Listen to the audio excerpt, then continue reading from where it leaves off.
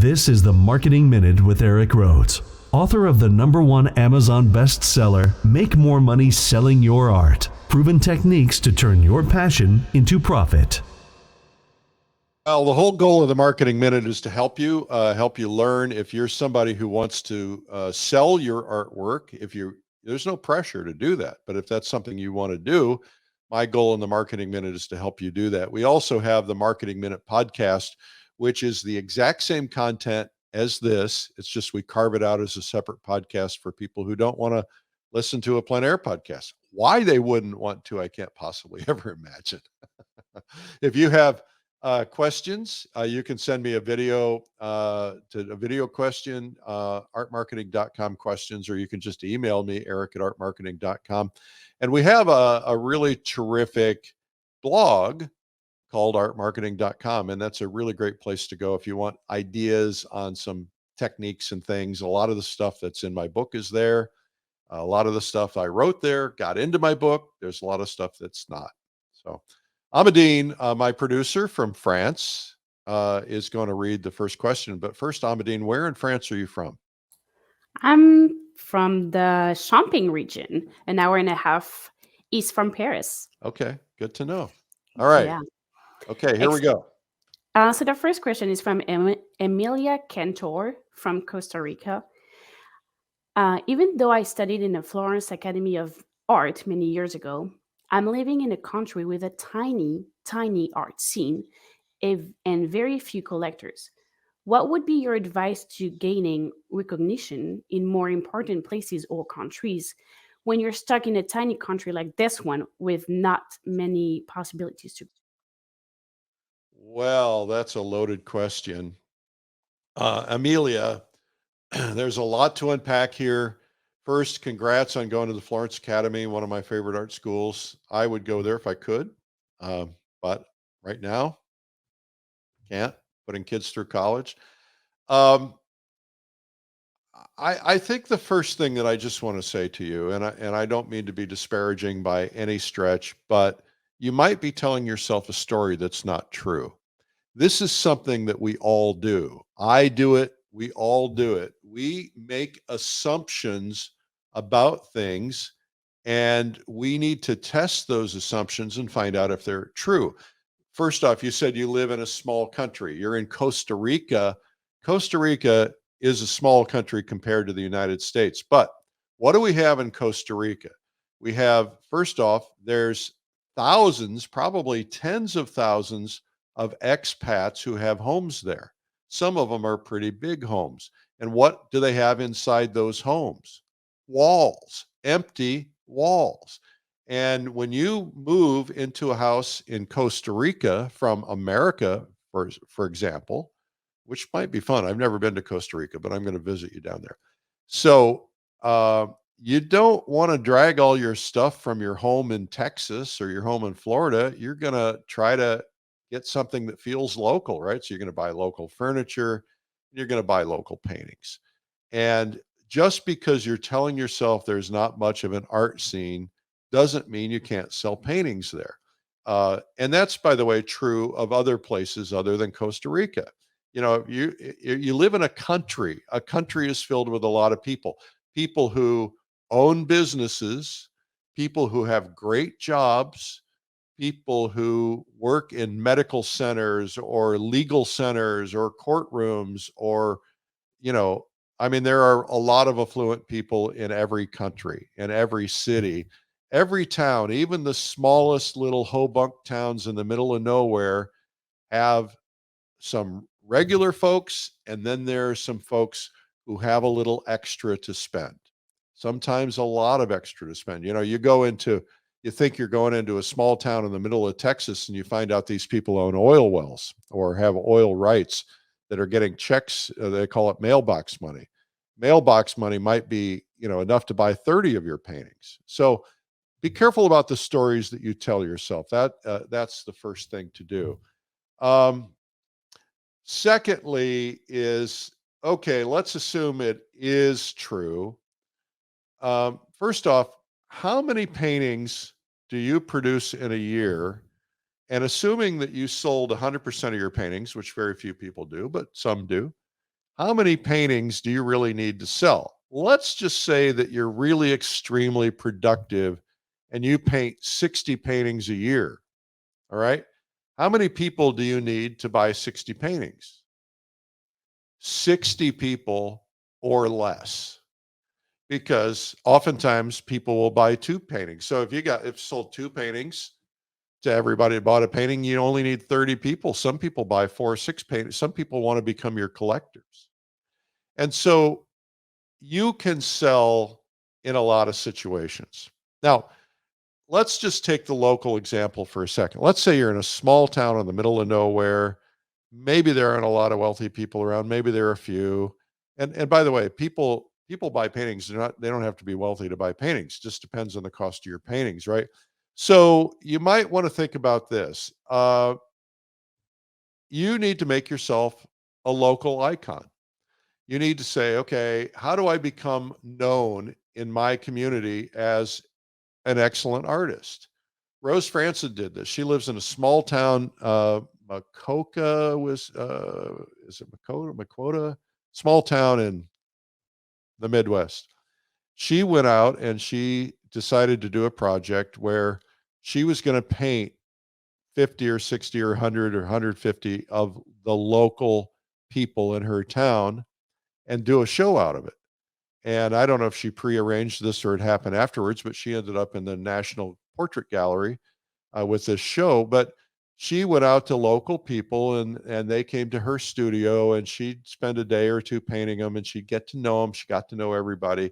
And she said to me that uh, she's now known everywhere. She goes to the grocery store, people know her. She's the known local artist. I guarantee you she's selling paintings locally. She's also nationally known, so she's selling paintings nationally.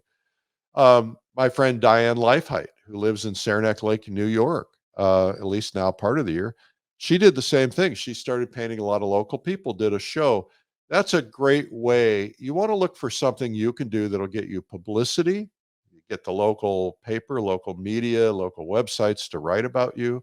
You want to look for ways that you can get known, get your name known, get yourself known, get your work known. I think charity events are a great way to do that. One of the things I talk about in my book, one of many, is that you can a lot of artists will contact me and they'll say, I don't want to give, people are always calling me and saying, give me a painting for a charity auction. I don't want to do it because I can't deduct it. That's foolish. Do it. Do it because why? If it's a charity auction, if there are the 50 or 100 most prominent people in your town there, if you can figure out how to get them to feature you on their postcard, feature you on their website, make sure they hold up your painting, make sure they have you stand up and introduce you, then what happens is that you're starting to develop your local celebrity. They see you at this charity and then the next charity and the next charity. All of a sudden, you're a big deal. And now everybody knows who you are. And then, you have your local studio sale at Christmas and maybe another time of year. And you do a show at a local restaurant or a local courthouse or, things like that. You're going to get known. And that's how it works. And you can do that and you can sell paintings in a lot of small places. And I have friends who do it. You can do it too. Now, if for some reason you just don't believe me and you don't think local is going to work for you, then you've got to go regional. And regional is just doing the same thing, except maybe you live in an area that is a small piece of a bigger area. Maybe it's a whole state. If you live in a small town in, let's say, Indiana, where I grew up, if that small town's not enough, and by the way, it is, but if it's not enough, then you expand to the region, this Northeast region or the Southeast region, or maybe you expand to the whole state. My friend Rick Wilson has become known as a pretty famous painter in all of Indiana. And why did he become famous? Because he launched a project where he was going to do one painting in every county in Indiana and then do a show at the state house and then do a book and that kind of a thing. And he got a lot of publicity. And all of a sudden, everybody wanted him because he got all this publicity. And so that's the kind of thing you can do. Now, if you want, you can go for another country or another state, right? So if you lived in the United States and you don't feel like the people in your state are going to buy your art, and maybe they won't because your art is a little different art or different level of sophistication, or maybe it's got to be, maybe it's really expensive. So then, you work on getting a gallery. We're going to talk about that in a minute. And then you get known in another area. There are a lot of people like yourself who are painting in and sending paintings to other places. I met a young artist in Cuba, he's a fabulous artist, and he said to me, "I'm in galleries in, Lisbon, Spain, and or Portugal, and Madrid," and he started naming all these countries where he was sending paintings to. And so the key is getting representation in those places, finding people that want your work. And again, we'll talk about that in a second. And the other thing is, the world today is blended. The world today is all about everything, right? It's online, it's offline, it's in person, it's everything. So you can sit in a little town that has 30 people and ship paintings all around the world and sell them online, and that can be very effective. Now, there's techniques for doing that. It's not always just about showing up online and posting things and say, "Hey, buy my paintings." A lot more to that. We don't have time to get into that. That's probably a day or two of teaching, but you can do that too. So you can put your things on Instagram and Facebook and Snapchat and Twitter and everything that's out there. And there's online auctions. There's all kinds of things you can do. So you just got to quit telling yourself stories. You can do this. Um, and you can be successful. You can be as successful as you choose to be, but it starts here in between your ears so that you are telling yourself the right story and believing. And by the way, right now, a lot of people are asking me a lot of questions about the economy and can I sell paintings in the economy and inflation and all that nonsense. The answer is yes, of course. I know people who this economy isn't hurting as much as it's hurting you or me, right? I know people who, instead of, maybe they're not going to buy a $500,000 painting, maybe they'll only spend 300,000 on a painting, right? There's always people with money. You gotta figure out how to target them. Talk about that in a second. Okay, Amadine, what's our next question? Next question is from Betty McLean Henderson from West Helena, Arkansas. Eric, how should oil painters put together a portfolio to present to? Okay, how should oil painters put together a portfolio to present to galleries? Betty, um, getting into galleries is kind of like baseball or football, right?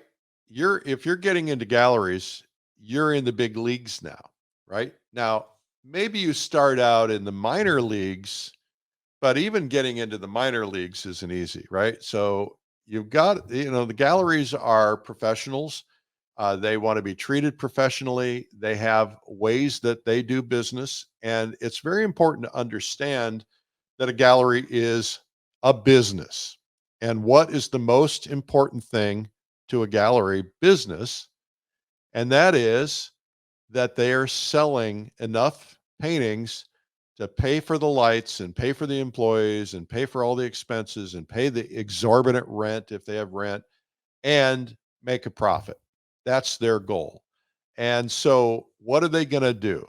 They're going to pick the artists who have a track record, because when you pick a new artist who has no track record and you're taking up 5% of your wall space that could be generating money, remember, shelf space and wall space is really important. So if you're, like if you're in a Kroger, Coca-Cola will pay extra money to be on that end aisle space. That's how much, visibility is. So a good gallery will look at every painting that's hanging and ask if that's taking up real estate, another painting would be better off to sell. And so they're looking at you from the standpoint of, will you sell? Is this too risky? Is this person have consistent enough work? Do they have a good body of work? There's a lot of other things like that. So you're talking about preparing a portfolio. Don't waste your time. That's my opinion. Don't waste your time because they don't want to hear from you. I'm sorry, you don't want to hear that. And I'm sure there are exceptions to that rule, but galleries don't want to hear from you. Why?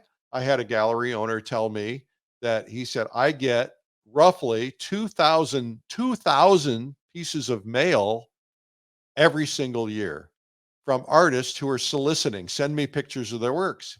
I said, what do you do with them? He said, I don't even open them. I peek into it, make sure it's not something else, and I throw them away. I said, well, yeah, but these people have gone to all this trouble. He says, if I spent 5 minutes with each one of those times 2,000, I'd be losing money. And he said, and I get another 5,000 emails, and I have to have somebody declutter my email before I even get to my email. He says, and if I have to sit there and delete 5,000 emails a year, it's costing me money.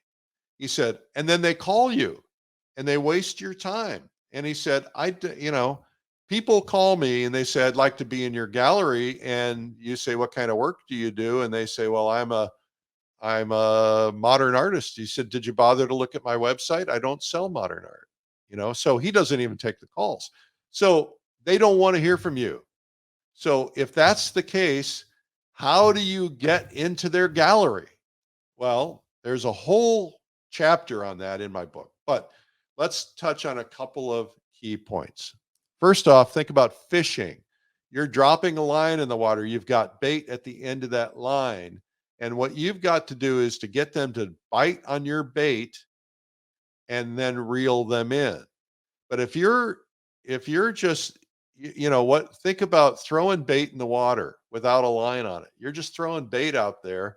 You're sending out your portfolio, you're sending out all this nonsense, and they're not even seeing it, right? Or maybe you're throwing the bait not in the water, you're throwing it in the grass. But the idea is you want to get invited in. So how do you do that? How do you get invited in? Well, you got to figure out how to make them look at your work without making them think that you're trying to make them look at your work. Now, there are exceptions to this, but galleries typically invite people in. They typically reject people that are just soliciting because the majority of them aren't very good. It's a fact. It's true. I know you don't want to hear that. But where do they ask yourself these questions? Where does the gallery owner or the person making those decisions, where do they spend their time? With whom do they spend their time? What is the most important thing to them? I think having something to sell and also protecting their brand and their reputation. They don't want to be known for having crummy paintings. What's in it for them? Always ask this question. What's in it for them? And what is your bait? Well, there's a lot of things you can come up with strategy. We could go in through 30 things right now, but it might be something as simple as, you follow the gallery owner on social media and they post something, you make a smart comment. You say, it's really interesting that you say that about this John Singer Sargent painting because I was researching this and here's what I learned. And you do that enough times, they're going to go, huh, I wonder who this Eric Rhoads cat is. Right. And so, but here's what you don't do. You don't troll them. You don't get out there and say, hey, why don't you look at my portfolio? Come to my webpage or come to my Facebook page or my Instagram. You don't say that because that's just more trolling. So smart comments, and don't do it all the time, because if you're doing it all the time, you're going to become obvious. So just, once every couple of months, maybe say something. And then at some point, they're going to be curious and go, I wonder who this person is. And they click on the Eric Rhoads icon and they look at your work. Now, they're looking at your work and it better be good. And here's what happens. A lot of artists post everything. They put it on their websites. They put it on their Instagram. They post things that are not complete. This is in progress. But if somebody's coming on there and they're checking you out and they're not taking time to pay attention to your captions, they're just kind of floating through what's on the photos or the video, then if you're putting things that are not your best out there, you're getting judged, because what does a gallery want? They want a body of work. that is consistent and high quality. And so if you're putting out things that are not consistent and high quality, you're going to hurt yourself. The other thing is, don't put your dog vomit pictures on there, or your head in the toilet when you're at a party, or you're walking around in a bikini or whatever, because the stuff that ask yourself, what happens if somebody looks at this and I'm going to turn them off? And don't put your political views on there, because you will lose half of the people. And so avoid that stuff. And you're like, well, I have an artist friend who's like, I don't care, I'm going to say my political views. I said, well, that's fine. Well, you're going to lose half of your people. I don't care if I lose them. I still need to say my views. That's fine if that's who you want to be. I don't have a problem with that. But just keep in mind, if this is important to you, and that artist, by the way, is so big that maybe it doesn't matter. But be careful about that. Be careful what you're putting out there. And next thing is, you want to get invited in, right? You see, you are more powerful. Not that we're in a power game here, but you're more powerful if you get invited in, rather than being thousands of needy artists begging to get in. So who do you know that knows them? A good place to start is to look at the website, look at the artists. Is there anybody on there you know? If you know them, you call them and you say, hey, I want to talk to you about XYZ gallery. But you don't, I mean, if it's a best friend, somebody you really know, you can be completely forthright with them on that. But, sometimes you can't. So you might just say, hey, what do you know about XYZ gallery? And they'll say, well, I don't know. Why do you ask? I say, well, let me ask you this. Do you like dealing with them? Yeah, I do. Do they pay their bills on time? Do they give you your commission checks? Yeah, they do. Do they promote you? Yeah, they do. Well, and then they'll say, well, why do you ask? They'll say, well, I'm kind of thinking about targeting one or two galleries because I'm going to add a couple more, but I'm really doing my research and my homework before I figure out who I'm going to target.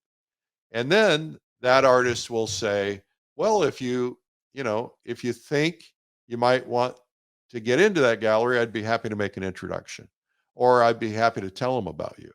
And sometimes they won't say that. And sometimes it's too soon. And sometimes if you don't know the artist well, they won't say it. And by the way, they may not respect your work and might not say it. So don't necessarily expect it. You got to take these things slow. You got to plan. It's like a chess game. You got to plan 30 months in advance. And I'm not about playing games. I like to be as forthright as I can be. But, you don't call up somebody you met at a party last night and say, by the way, would you loan me $100? You take it slow, right? You get to know them. They become friends. Once they trust you, you call them and say, hey, would you loan me $100? They're like, yeah, if I can, sure, I'll loan it to you.